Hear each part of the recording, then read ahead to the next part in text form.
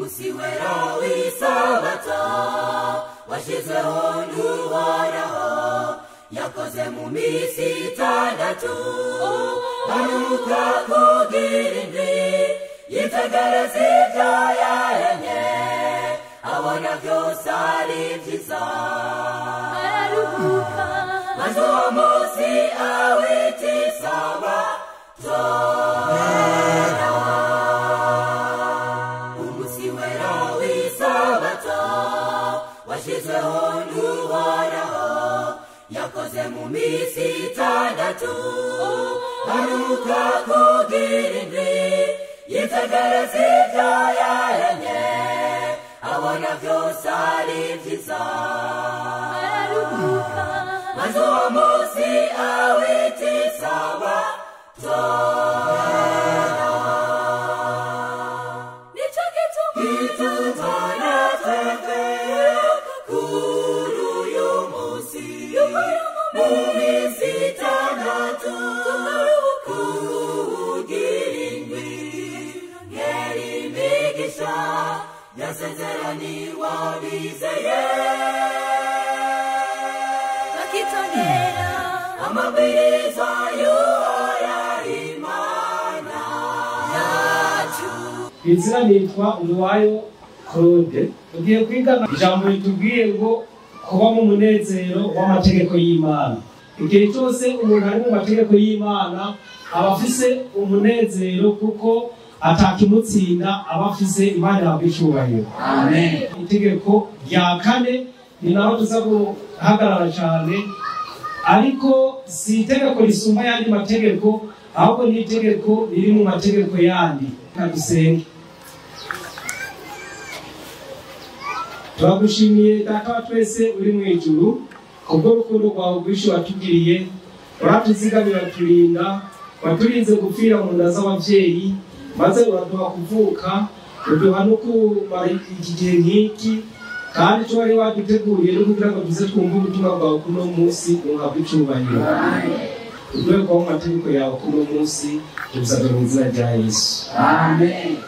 Mu gitabo cyo kuvayo igice cyaho cya 20 dusomere mwebwe. Kuvayo 28 wibuke kuziririza umunsi w'isabato mu minsi itandatu, uzukore abe ariyo ukoreramo ibikorwa byawe byose, ariko umunsi ugira ndwi ni isabato yanje jewe uhoraho Imana yawe. Ntugire igikorwa na kimwe ukora kuri wo, wowe ubwawe canke umuhungu wawe canke umukobwa wawe canke umugurano wawe canke umuguranokazi wawe canke inka zawe canke ubunyambukira iba iwawe, kuko iminsi itandatu ariyo jewe uhoraho naremeye mw'ijuru n'isi n'ikiyaga n'ibiri muri byo byose, nkaruhuka ku munsi ugira ndwi. Nico cyatumye jewe uhoraho mpenzagira umunsi w'isabato nkaweza. Uno mwakurikiranye ni itegeko rya kane. Iri tegeko ni naryo riteye impaka ku isi mu basenga mu buryo butandukanye. Aya mategeko ko ari 10 Imana yabwiye Abisirayeli bamaze kuyahabwa ku musozi wa Sinayi, yababwiye ati muze muyigisha abana banyu kuko urungano ruzogenda rukurikirana, kandi iyo muvyutse n'iyo muryamye n'iyo muri mu ndimiro muze muyigisha abana banyu. Niko Imana yari yategetse Abisirayeli imbere yuko imaze kubaha ayo mategeko. Icyatumye Imana iri tegeko Imana irishimikira cyane. Abakurambere n'abahanuzi ni paje y'amajana 230 haranditse ngo isabato ntiyamenyekanishijwe nk'uko ari umuhango mushasha, ahubwo yabayeho mw'irema.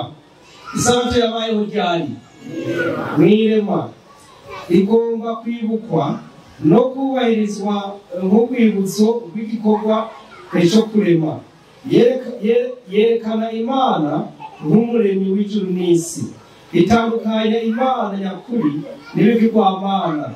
abantu bubahiriza umunsi w'indwi muri iki gikorwa baba bagaragaza ko basenga Imana Yehova, Imana yawe icubahiro. Icyatumye isabato ibaho n'ikiruhuko no kugira ngo Imana icyo kiruhuko isabato itandukanye Imana y'ukuri n'izindi mana, kandi kugira ngo Imana imenyekane nk'umuremyi w'isi n'ijuru. Hepfo haranditse ngo kuko iminsi 6 ariyo Imana yaremye mu ijuru n'isi n'ikiyaga n'ibintu ivyo byose ikaruha ku munsi ugira indwi. Nicyo cyatumye Imana iha umugisha umunsi w'isabato ikaweza. Isabato ni hepfo. Bityo rero isabato ni ikimenyetso cy'uko umuntu ayoboka Imana igihe cyose, nta wundi muntu ku isi ikorera. Itegeko rya 4 niryo ryonyene mu mategeko 10 ribonekamo izina ry'icyubahiro ivyo watanze amategeko Imana yawe icubahiro. Iki nico gituma Satani iri tegeko iryanga cyane. Yesu ashimwe. Impamvu iri tegeko tugiye kurishimangira kuri uwo munsi kugira ngo buri muntu wese anezerwe no kuba mu mategeko yayo. Mwumve nawe itegeko rya mbere yagira izindi mana ubangikanye. Mu mategeko ane ntagira izindi mana ubangikanye ni rya mbere. Ntukibaze ibishushanyo ni rya kabiri. Ntukapfe kuvuga izina ryanjye ryo gukora Imana yawe kubyubusabusa, ibyo ni rya gatatu. Wibuke kuziriza umunsi w'isabato, ibyo ni rya 4. Reka tube tugejeje mu mategeko 5 yandi ari imbere. Hari itegeko rivuze ngo wubahe so na nyoko. Irindi muyaza amategeko ntukice, ntusambane, ntukibe, ntukakizire mugenzi wawe, ntukifuze ikintu cya mugenzi wawe. Yesu ashimwe. Ayo ni 6. Reka tugabure ayo mategeko tuyumve. Ayo Satani yanga cyane kurusha ayandi. Hari amategeko 4 ya mbere nayubahisha Imana yo ubwayo atawudagiye. Ni ijambo rivuze ngo irya mbere ryavuze ngo iki? Ukagira izindi mana ubangikanye. Ni Imana yonyine igomba ko aba ariyo rusenga yonyine. Ibyo ntibyubahisha umuntu, ahubwo byubahisha Imana. Itegeko rya 2 ntukibazire ibishushanyo. Imana yari yase ko hagira ikindi kigereranyo cyose ushobora kuzana uyigereranije ko. Niyo mpamvu bavuze ngo ntukibazire ibishushanyo cyangwa igisa n'ishusho y'ikintu na kimwe kiri hejuru mu ijuru cyangwa hasi ku isi cyangwa mu mazi yo mu biyaga. Rero Imana yari yase ko hagira umuntu ayigereranya. Ubwo ni ukubahisha Imana kugira ngo igire ishusho yayo yonyine, atamuntu n'umwe igomba kugereranya. Itegeko rya 3 rivuze ngo ntukapfe kuvuga izina ryanjye ryo gukora Imana yawe kubyubusabusa. Imana yari yase ko buri muntu agumahoza ijambo Imana mu kanwa, haba mu binyoma haba mu kibi. Imana impane, Imana igire Imana yari ibyase kugira ngo yubahirizwe. Mu itegeko rya 4 ayavuze ngo wibuke kuziriza umunsi w'isabato. Nukuba ni umunsi Imana yejeje irawudondora, iravuze ngo ndaremye mu minsi 6, umunsi ugira indwi ndagirane ndaruhuka. Ni ukuvuga ngo ayo mategeko 4 yose yubahisha Imana. Impamvu rero tuza gushimikira muri ayo mategeko 4 cyane. Mu mategeko 6 ari imbere wubahe so na nyoko. Iyo umwana atubashe se na nyina umuvyeyi akitwara akagira ku mutegetsi ati jewe umwana yangoye yaranyiba yenda mutumye ntiyemera. Se abategetsi n'abatware ntibaza kuhanura, ababanyi ntibaza kuhanura, tuwo mwana yagavye. Ni ukuvuga ariko urenze ukoze igishushanyo ntukagira izindi mana ubangikanye. Muri abategeko 4 tuhagarutse umuntu agakora igishushanyo agahagarika hadi agatangura kucunamira akagisenga yewe akavuga ati uyu ni Yesu, iyi ni Imana. Kuko abantu baritwaza ngo Imana yaturemye mu ishusho yayo, bagaca bagenda bagakora igishushanyo, bagaca bagikora nk'umuntu cyangwa ngo ni Imana. Namwe nitegereza agatabo k'abatumwe de Jehova, numvise harimo n'abatumwe hano. Hari agatabo banditse Imana kitwa ngo Imana ni iki? Banditse usanga kari kw'imitwe itatu. Bari banditse ngo Imana n'ubutatu. Rero bacafye Imana bacapye imitwe itatu yabana Imana imeze uko birimo ngo mpemu yera ngo n'umutwe wa mbere ngo mwana uwo mutwe wa kabiri ngo mana ngo n'umutwe wa gatatu. By'ukuri ariko mu itegeko rya kabiri ugomba kuba urenze itegeko rya kabiri bivuze Imana n'ishushanywa nta kintu na kimwe wishushanya.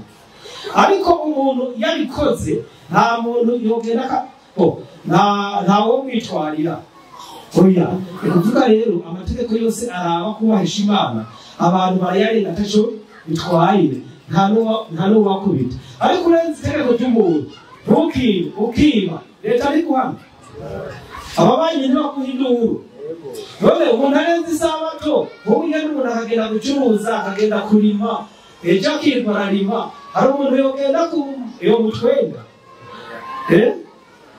Niyo mpamvu tugiye kwiga ijambo tubwiye ngo kuba mu munezero w'amategeko y'iki Imana. Rero reka tugaruke itegeko rya kane kuko twasanze ari Imana ibona mu icubahiro, twasanze ari Imana iboneka mu butegetsi bwayo. Ni kugira ngo Imana tuyubahize uko yaturemye, kugira ngo tumenye ko yaremye twiga isabato.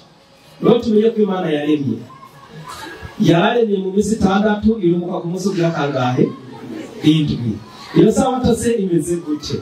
Iyi sabato mu gitabo cyo kuva Ejide azadusomera. None nande nababaze nk'umuntu muri mwebwe Perezida yoha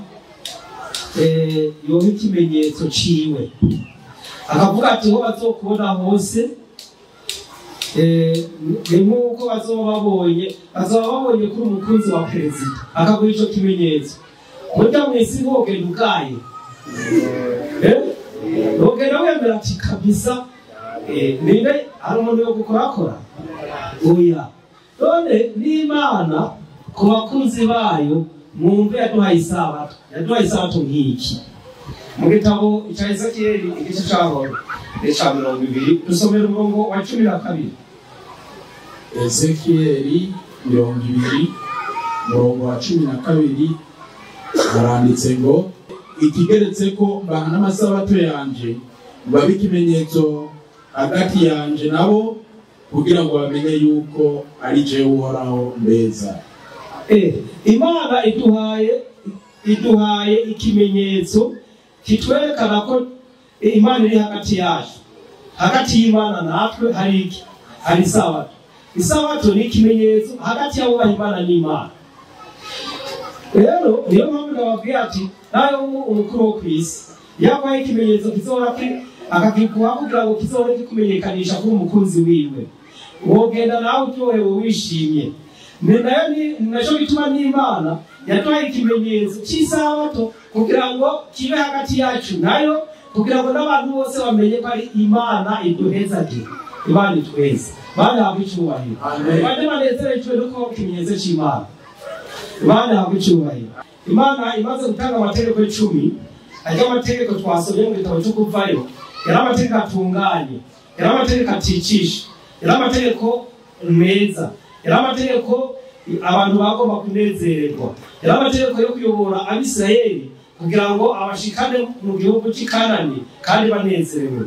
Rero bamaze kuyacumurako, Mose asaba Imana kongera kwa yandi mategeko aremereye kugira ngo cy'amategeko 10 baze bayubahirize. Mu gitabo cyo kuva 31 umurongo wa 18 Imana yandika amategeko 10. Soma. Haranditse ngo Uhoraho amaze kubonanira na Mose kuri uwo musozi Sinayi, amuha ibisate 2 byanditswe ko ibicinga naye. Ibyo bisate byari by'amabuye yanditswe ko n'urutoki rw'Imana. Bana abicubahiro. Imana yanditse n'urutoki rwayo Mose kandi yandika ku mabuye ku bisate 2. Ayo n'amategeko 10. Maze abantu bagiye barayarenga Mose arababara asaba Imana kwandika yandi mategeko yo kuremereza cy'amategeko kugira ngo hoho bazoyitondere batewe ubwoba. Mose nawe arandika Imana iramwemerera. Mu gitabo cyo gusoma mu Byagezwe igice cya 31 murongo wa 24 haranditse ngo maze Mose ahejeje kwandika amajambo y'ibyo byagezwe mu gitabo ayarangije abarira Abalewi aribo bareruzi b'isanduku y'isezerano y'Uhoraho ati nimujane iki gitabo cy'ibyagezwe mu gishira iruhande y'isanduku y'isezerano y'Uhoraho Imana yanyu kigumeho kugira ngo kibe icabona cyo kubabwiriza. Imana icubahiro. None Mose nawe yandika amategeko menshi aremereye kugira ngo n'imiburi baze bitondere ajya amategeko 10 bakangiwe. Yo muri amategeko Mose yanditse harimo ngo ijambo rivuze ngo ntukice. Umuntu nawe mukubita akamuzura iryinyo, hari handitse ngo n'uwamuzura iryinyo nawe bakuzure irindi. Hari handitse ijisho kurindi. Hari handitse ngo harimo n'amasabato 7 muzosoma mu gitabo cy'Abalewi 23. No kuvuga ngo wewe bache bagerwa ku isabato. Ati sabato rero ko iri mu mategeko 10. Ko muguma muyarenga. Ubu ndabagereye mu mategeko Mose yanditse. Nabo bacha bakubwira ati muzohore ku isabato muzore mugenda hatewe ibuye. Cyane tumvikana ko umuntu yarafatiwe akaritera aho ryagarukira niho wagarukira uharenze bakwicisha amabuye. Yesu ashimwe. Bakwirikiranye nukuva ngo Mose amaze kwandika aya mategeko nawe yandika hehe mu gitabo siko mwumvise yanditse mu gitabo. Rero ayo mategeko amaze kuyandika hepfo batubwiye ngo amategeko yicisha kibi cyabona cyo kugirane cyo kubagiriza ko mwarenze isabato. Nukuva umuntu yarasenya atora ku rutugu rw'isabato yategeza kwicishwa amabuye. Umuntu yakora igikorwa cyose ku isabato yicishwa amabuye. Umuntu yabesha yahanishwa igihano. Umuntu yaca ku mugore afisida indikavamo ngo umugore yaguca uwo muntu yaguca ikintu cyose ashatse nawe yagomba ngo ucumuje mwana wawe yaramutwara akazoba hiriwe igiteka byose. Rero Imana imaze kubona ko abantu bagiye guhona kuko nubwo bakangiriwe ntabwo baretse kwica amategeko y'Imana. Yesu ashimwe. Ntabwo baretse kwica amategeko y'Imana.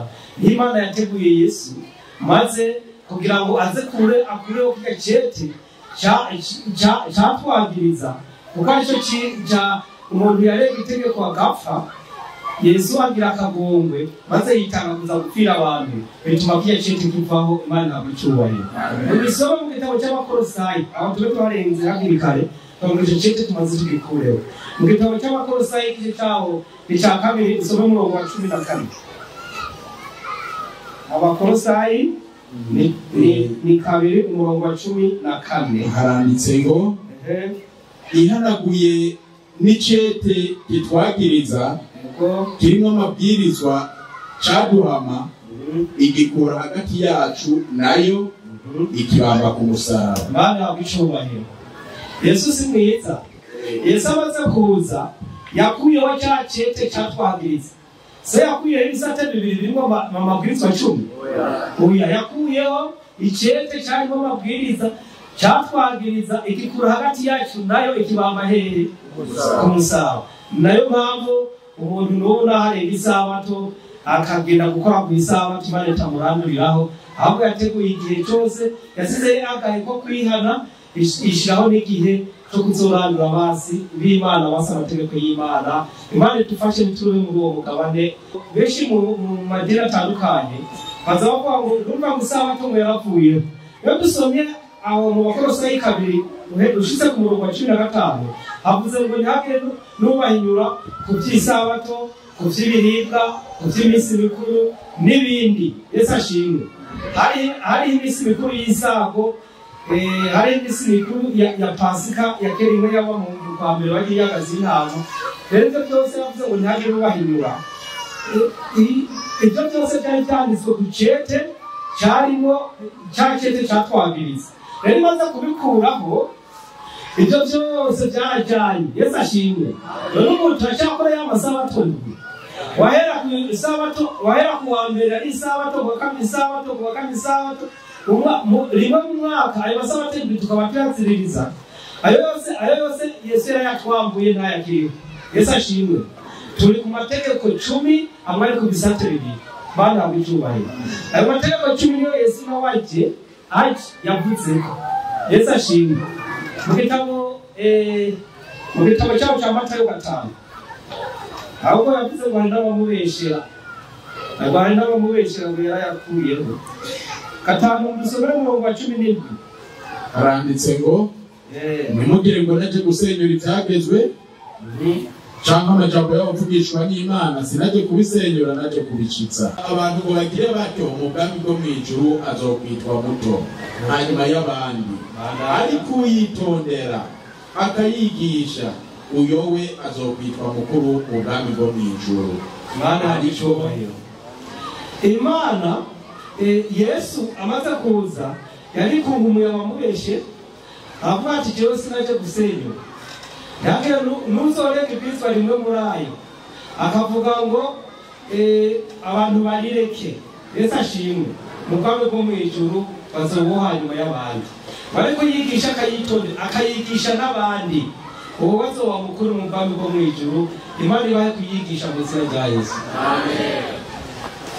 Isabato ingene bayitondera. Isabato yatangiwe ku musozi wa Sinayi kugira ngo abantu baze gutegeza amategeko. Imana yamaze kubaha amategeko yo kugira ngo bashikaho aho amategeko bayumvira. Imana yamaze kuvuga ati baze biyejeje n'amazi y'itorero paje yaho ya 99. Abenshi bakeye kwigishwa uburyo bakwiye gusa mu materaniro yo gusenga ku munsi w'isabato. Bakwiriye kuza imbere y'Imana bambaye imyambaro isanzwe yambagwa mu minsi y'imirimo. Yesu ashimwe. Iyo tumaze kumenya amategeko y'Imana tukaba tumaze kumenya umunsi w'isabato, hari amategeko agenga abayiruhuka. Hano batubwiye ngo abantu benshi turakwiye kwigishwa ingene tugomba kwambara ku munsi w'isabato. Aranditse ngo bakwiriye kuza imbere y'Imana bambaye imyambaro isanzwe yambagwa ku minsi isanzwe y'imirimo. Bose bakwiriye kugira umwambaro unyuranye n'undi w'isabato. Bana bw'icyubahiro. Amen. Rero natwe Imana yaduhaye iminsi 6 yo kwitegura. Mu gitabo cyo Kuvayo batubwiye ngo Imana yaremye mu minsi 6 iza kuruhuka ku munsi w'indwi. Muri iki gitabo duhejeje gusoma cy'inamazi z'itorero batubwiye yuko ngo abantu tukwiye kwigishwa kugira ngo tumenye imyambaro tuza twambaye ku munsi w'isabato. Hari imyambaro umuntu ashobora kuba yagiye gukorana hariya akabona bwije akagatireka ku isabato igeze ahubwo nyaruke isabato ntinange akaza yiyambariye. Imana ngo igihe cyose abantu baza bambaye imyambaro mibi, imyambaro bambaye imyambaro iri ku mwana, Imana ntiyagomba kuguma hagati yayo. Isabato yarayejeje n'abantu bagomba kuzara arabera abantu basa neza. Yesu ashimwe. Nicyo cyatumye ikindi hari abantu hari tugeze guhura hirya y'ejo tuganiriye ku cy'isabato aratubwira ati none ku isabato yari y'Abisirayeli ati kigira kabiri ntibari bemerewe no gucana umuriro ku isabato. None se mwebwe ko mucana? Yesu ashimwe. Hashobora kuba harimo n'abavuze icyo kibazo. By'ukuri dusomye mu gitabo cy'Abalewi burya Imana ntabwo yari yaremeye. Ni igitabo cy'Abalewi 35:30. Imana ntabwo yari yabwiye Abisirayeli kugira ngo ntibazocane ku isabato muri ya mategeko Mose yanditse ntabwo bacana ku isabato. Rero mu gitabo cya Yesu amaze kubambura ico cete cyangwa amabwiriza cyaduhama kuko umuntu acanye ku isabato yategerezwa guca bamutera amaguru, yategerezwa gucapfa. Mugabo Yesu amaze kubambura ico cete aragikuraho bivanye n'uko Imana yagiye yimuka. Reka dutanga akarorero. Imana yo y'Abisirayeli ntiyagira mu nkingi y'igicu, yagira mu nkingi y'igicu. Ahubwo bakanditse Imana yaragandika. Aho mwumve impamvu Imana icyatuma abantu badacana ku isabato. Kuvayo 16:33 dusomere. Aranditse ngo 23 aravuga ati arababwira ati ibyo nibyo Uhoraho yavuze ati tuzo umunsi wo kuruhuka w'isabato irobanuriwe Uhoraho, nibagende barondere ibyo bagomba, bateke ibyo bagomba, bisagutse babibike babiraze. Bandanya nuko barabiraza nk'uko Mose yabageze, ntibyabora ntibyagwa n'urunyo na rumwe. Yesu ashimwe. Muri iryo tegeko Imana yari yabahaye ngo ntibashushe ntibateke ku isabato, ntibacane umuriro. Imana uko yabarongoye icyo gihe batetse ibyo kurya bakabiraza, ntibyagaha ntibyarota ntibyagufyira, niko banditse. Ariko Yesu amaze gukura kiya cete, Imana ikahindura ingeri yongora abantu, byasabwe ko abantu bashusha ibyatezwe. Tutarahaja muri icyo gitabo nyene ekide dusomere umurongo wa 25. Murongo 25 haranditse ngo maze arababwira ati uyu munsi murye ibyo kuko uyu munsi ari uw'isabato y'Uhoraho, uyu munsi nimubibona ku musozi. Kandanya hepfo mu minsi 6 muzokwama muvyegeranya, ariko ugira indwi no w'isabato kuri uwo ntibizoboneka. Yesu ashimwe. Icyo gihe Imana yabagaburira amanu yaturuka ivuye mu ijuru, kandi iyo manu ntiyategerezwa kubora, yategerezwa kugwifyira. Rero cyatumye Abisirayeli Imana babwira ati ntihagire umuriro muzocana, kuko Imana yarabagaburira. Rero mu gihe cyacu ni inama zigize itorero, ipate yaho y'162 haranditse ngo 162 kubera iki ducana guteka ku isabato bikwiriye kwirindwa, bikwiriye kugirane, bikwiriye kwirindwa. Ariko kandi kurya ibyo kurya bikonje cyangwa bikanye ntibikwiriye. Guteka ku isabato bikwiriye kugirane, kwirindwa. Ariko kurya ibyo kurya kandi bikanye nabyo kandi ntibikwiriye. Hepfo baranditse ngo mu gihe cy'imbeho ibyo kurya byaringanishijwe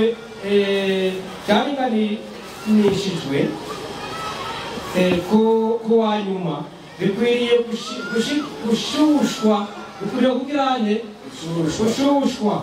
Kandi ibyo byo kurya nanone bikwiriye kuba ibyoroheje biryoshe, Imana yakwicubahira. Ni impamvu ki dukwiriye gushusha. Yesu ashimwe. Bivanye nuko ibihe Imana yitegereje ikabona ko ibihe natwe bizogenda ibyononekara, abantu bagakomeza kurwara. Imana iciye mu muhanuzi wayo Ellen White yabonye ko ibyo kurya dukwiye kurya ku isabato ari byatezwe ku wa nyuma, ariko yo hageze ku isabato tukabishusha, ariko tukashusha ibyatezwe. Yesu ashimwe. Itegeko gusa dufise ni iryo gushusha ibyagize gute birabujijwe. Nta muntu akwiye kotsa ikigori kuko ikigori ni kibisi, ni kibisi.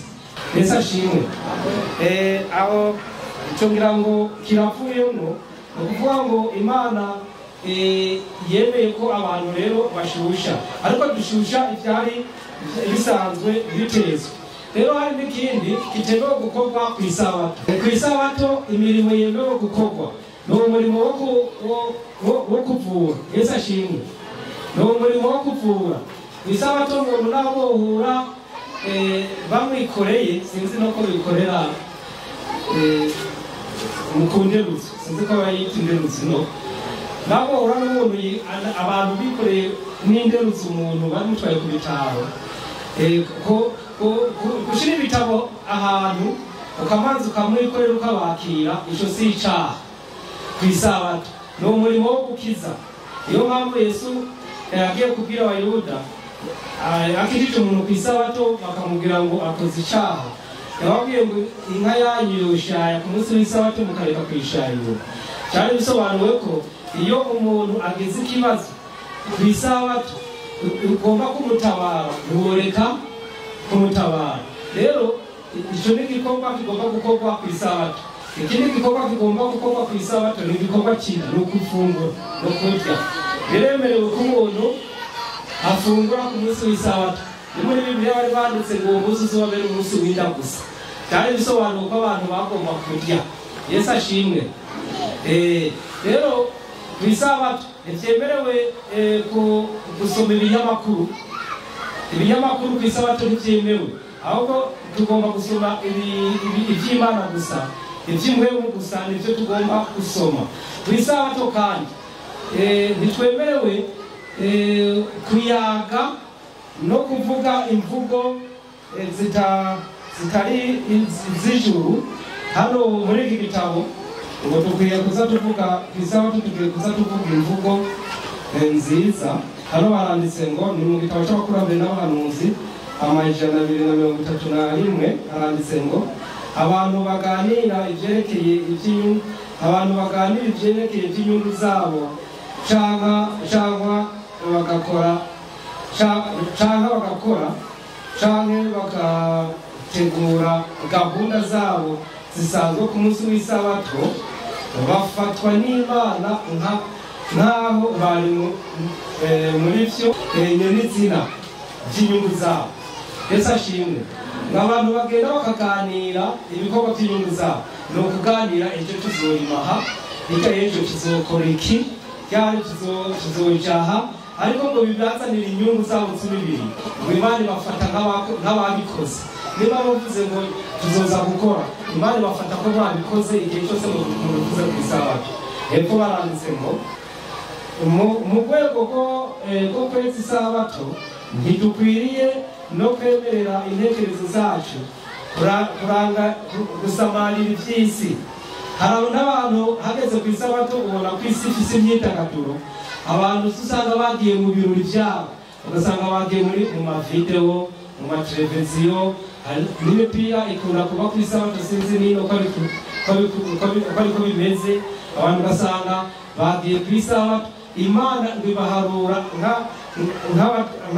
nk'abatari mu rwego rwo kuruka isabato. Hepfo baranditse ngo ndetse iri tegeko rivuga riraba n'abantu bose bari mu ngo zacu. N'abantu bari mu ngo zacu, niyo mpamvu hariya mu itegeko rya 4 bavuze ngo nawe w'umushumba cyangwa umushumakazi, abo bose bagomba kuruhuka umunsi w'isabato iyo bari mu ngo z'abizera. Hepfo baranditse ngo abo tubana mu rugo bakwiriye kureka imirimo yabo y'isi mu masaha yera y'isabato. Yesu ashimwe. N'abantu b'abakozi dusanzwe dukoresha igihe cyose tugiye kuruhuka, nabo nyine bibabwire gute nibaruhuke kugira ngo Imana yubahirizwe muri izo ngo. Hepfo baranditse ngo bose bakwiriye gufatanyiriza hamwe kubaha imana babikoranye mu bushake ku munsi wawe wera. Imana idufashe cyane. Hari abantu bumva umenga bo ntiboza gukora ariko bakatuma. Imana iguharura nk'uwakoze kuko uwatumye niwe aba yakoze. Niyo mpamvu bisaba ko buri muntu wese abe wawe, buri gikoresho cyawe cyose bisaba tukiragirane kiraruhuka. Haba n'ibi bikoresho byacu dutunze, amasuka, amakinga yacu, imodoka zacu, ibikorwa, ibintu byose dukoresha bisaba tubiragirane biraruhuka nk'uko natwe turuhuze. Gushika n'igihe ababanyi bose bamenya ko turi mu mategeko y'Imana, nabo bagahimbaza Imana. Aho abagorozi baherereye bakaba bazi kuruhuka isabato neza.